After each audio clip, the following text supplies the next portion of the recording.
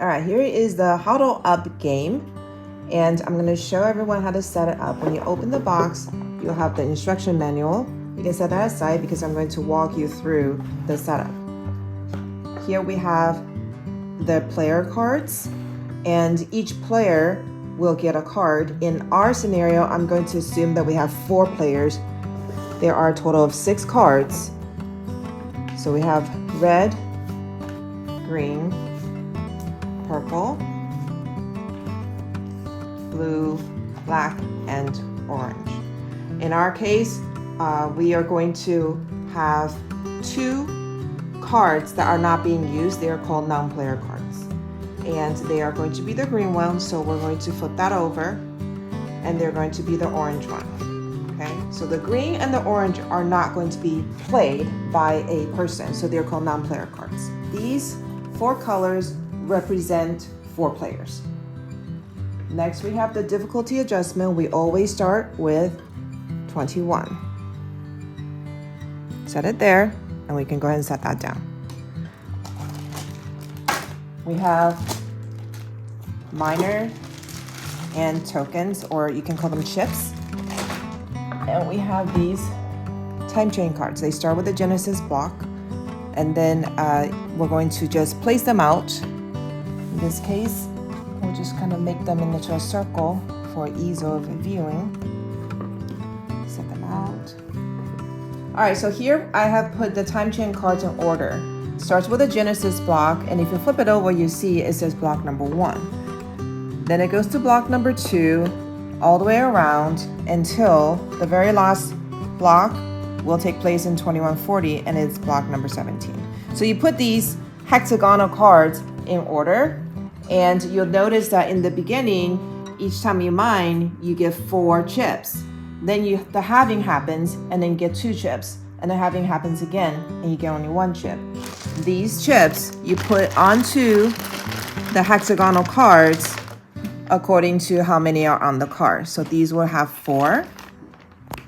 All right, as you can see, I have put down the number of chips for each card all the way around the entire blockchain sequence, all the way to the last one. And to begin with, on the Genesis block, you have 6. These 6 chips will go to each player, as well as, come over here, non-player. They'll each get 1. Here's the purple, and here's the blue. All right, everybody gets a chip to start.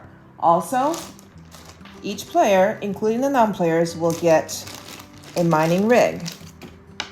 And you just place them on the card. Everybody gets 1. Okay. So the extra mining rigs will be divided between the 2 non-players, because you can buy extra mining rigs from them. Okay? So next we have these playing cards. There are 3 boxes.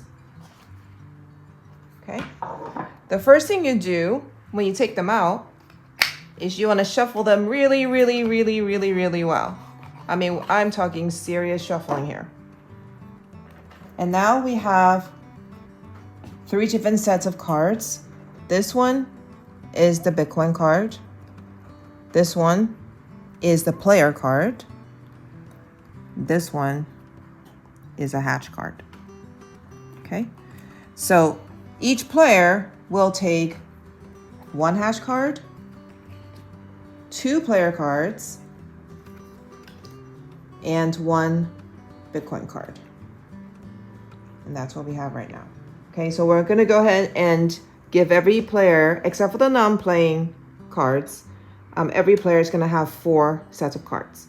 Now that the game is set up, we're going to start with the black player. The black player has 3 different choices right now. The black player can use the 1 chip that he has to buy an extra miner. So what that will do is each turn he has subsequently, he can pull 2 cards. He can mine twice. If he were to exchange this for another miner, and then his turn will be over. So that's one option. Another option is that he can draw one card because he has one miner. So if I look at the numbers that we have, the goal is to add up these numbers in the corners plus that one, and the sum has to be equal to or lower than the number on the wheel. So right now we're looking at a total of 1 plus 9, that's 10, 14, 18, 20. 20 is less than 21, so this is actually fine by itself. But the third option is for him to move his money or his Bitcoin from hot wallet to cold storage. He can move up to 2, but since he only has 1 right now, if he chose to move it, it would just be 1. Okay, so those are the 3 options. He can buy a miner, he can move to cold storage up to 2 at a time, or he can draw a card, or however many miner he has is the number of cards he can draw. So right now this transaction looks like it meets the requirement, the number requirement. So he technically doesn't need to draw a card at all. And now we need to look at what's happening in this transaction. What these cards mean is that the orange player is going to give 1 chip to black player. That means a non-player over there is giving 1 chip to me, the black player, which is wonderful because the benefit of getting a transaction done from a non-player is the non-player will not fight you. Any transaction is approved for a non-player, and you need to check that the player has the number of token that you need. So in this case, orange does have 1 token that it can give to black, and because it's a non-player, it will not fight me. So I can take the chip from the orange for the transaction, and I win the transaction here. I am successful in mining. So I take these 4 as well, and they go into my hot wallet. This is a valid transaction. I collect the cards. Oop. And the hash card goes on the top. You place it down, and that becomes the basis for the next block. Because the transaction went through, the difficulty is going to be adjusted to be harder, which means the number is going to become smaller. You move it down to 20. And now we go to the red player. So our total has to be equal to or less than 20, which is on the difficulty wheel. So we have a 2, we have a 2, a 4, that's 8, minus 1, that's 7, plus 2. Always remember, you gotta also add this hash. But we are still well below 20, so technically this is a transaction that can go through. Now let's look at the players involved. You have the transaction is requiring blue to give 1 chip to red. Now red will be very happy with that, but blue over here, there is a blue player. He's not gonna be happy with that. He doesn't wanna give up his Bitcoin, so he has to roll this die. There are 6 sides, obviously. There are 3 sides with a snowflake. If the die lands on the snowflake, that means he defended himself successfully, and whatever he was attacked, the number of Bitcoin he was attacked for, gets to be put into cold storage, and it doesn't cost him a turn. If he rolls the die and it lands on any of the red sides, that means he lost his Bitcoin. He was successfully attacked. Then red will not only take his Bitcoin, but will also win the block. Okay? So I'm going to pretend to be the blue player now, and I'm going to defend myself because I want to keep my Bitcoin, and I'm going to roll the die. Yes! I defended myself successfully. Now I'm able to move my Bitcoin from hot to cold. And once it's in cold, it cannot be attacked again. It is safe. So red was unsuccessful in getting this block. The difficulty adjustment goes up to make it easier, so it's back up to 21. All right. The next player is purple. So we have a 2 here, for the hash card to begin with. 2 plus 8, 10, 15, 24. It is way above 21, right? So again, every player has 3 options. You can buy a miner, an additional miner. You can move from hot to cold storage, or you can draw a card. In this case, I want to draw a card. And I think based on these 2 big numbers, my best bet is to go for a player card. Okay, so I'm gonna draw a player card and I'm successful. It is a 3, much smaller than an 8 or a 9. But I wanna keep the 9 because I'm purple. So if I can get this transaction to go through, not only would I win the block, but I also earn an extra token or more Bitcoin sent to myself. Here I wanna just quickly show you the difference between orange and red. They're very close, but there you can see the difference. So I'm gonna go ahead and take out the orange and put the red down. All right, so now the purple player is going to look at the cards and see if the numbers make sense. So you have a 3 plus 5, that's 8, plus 9 is 17. And then you always have to remember you're gonna add this hash card over here, that's a 2. So that's 19. 19 is less than 21. So by numbers, it works. Now we look at the players that are involved. Here you have a red sending 3 tokens to purple. But if you go over there and look at the red wallet, in the hot wallet, red only has 1. This cannot be a valid transaction. I actually don't have a successful transaction even though the numbers work. So my turn is over and I am done. There was no transaction. So if you come over to the difficulty adjustment, it gets easier by increasing the number. So now you're at 22. Okay. The blue player will take a look at the cards on his hand and see what we have. The black player has to send 1 chip to the orange player. And black is not going to give up his Bitcoins without fighting. So he's going to have to roll. All right. So he rolls and he hopes for a snowflake so he can move his Bitcoin to cold storage. If not, he loses. Here he loses because it landed on the red. So I get to move 1 chip out of his wallet, put it into the orange wallet, and I win this block. So I get 4. Blue gets 4. The adjustment becomes more difficult because a transaction went through. So it goes down by 1 number. It is now 21 again.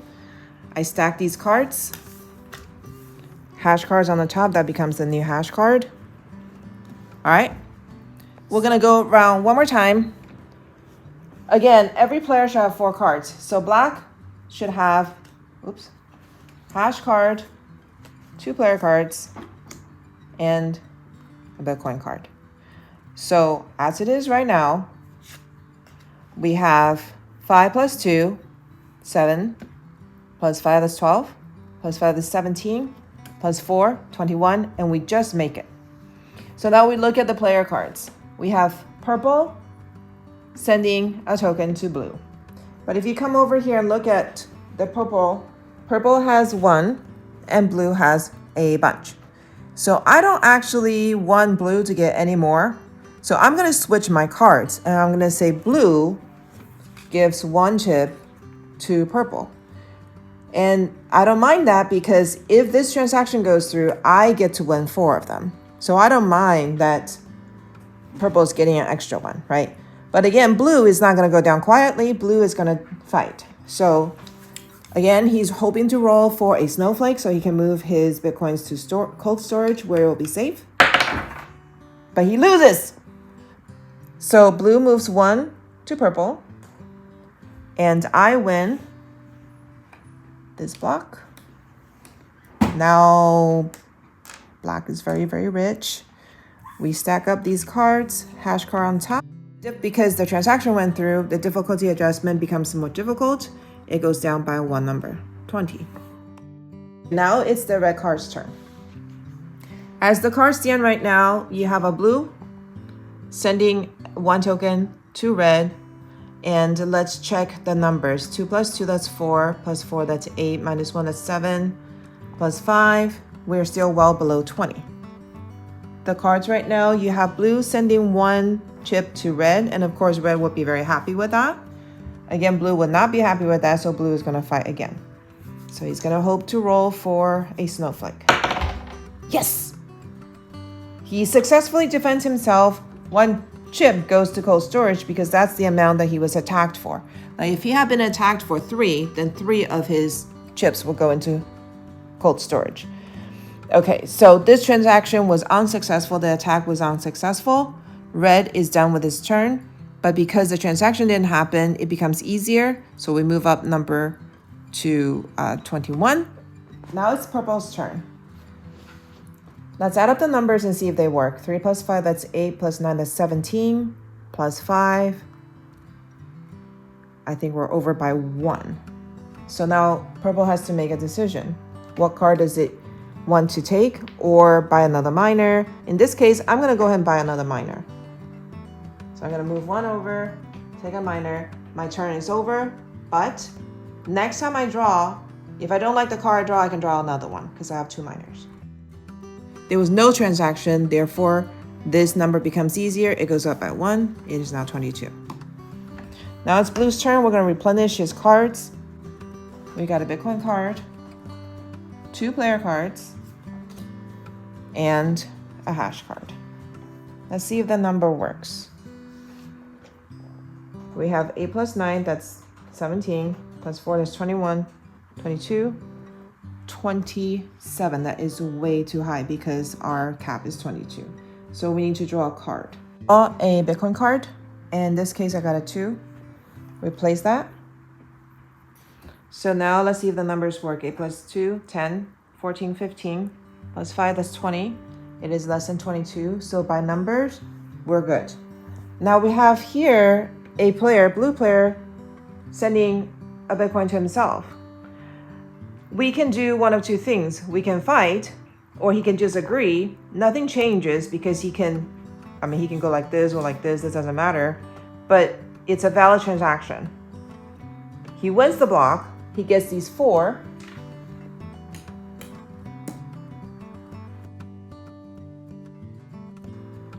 He stacks these cards. And because the transaction went through, difficulty adjustment happens again. It gets more difficult, so it moves down to 21. So now it's black player's turn, and we're going to draw 1 hash card, 2 player cards, and 1 Bitcoin card. All right, in this case, we have a blue sending 3 chips to blue. Let's check the numbers first. 1 plus 7, that's 8, 11, 12, plus 1, that is 13, and it's way below 21. We're good to go there. If we look at the transaction that's proposed, though, it's blue sending 3 chips to blue. And if you come over here and look at blue, clearly blue has enough chips to send to himself.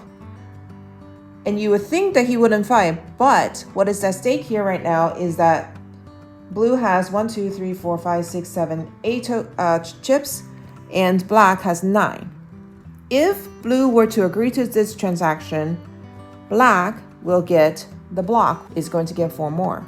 So if blue wants to win, blue is going to fight because he doesn't lose anything.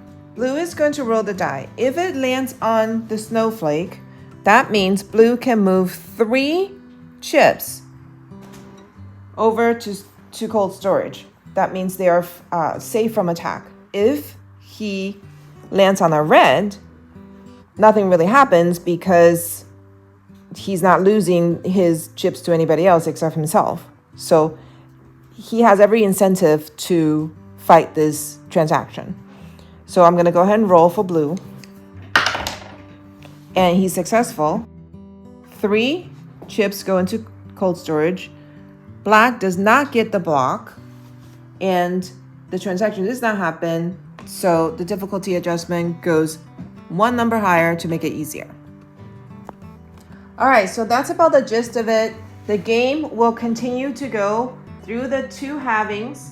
And then by the time somebody mines this last block, the game is over, and the winner would be whoever has the most number of chips Whether it's in hot wallet, cold wallet, it doesn't matter. It's just a total number of chips.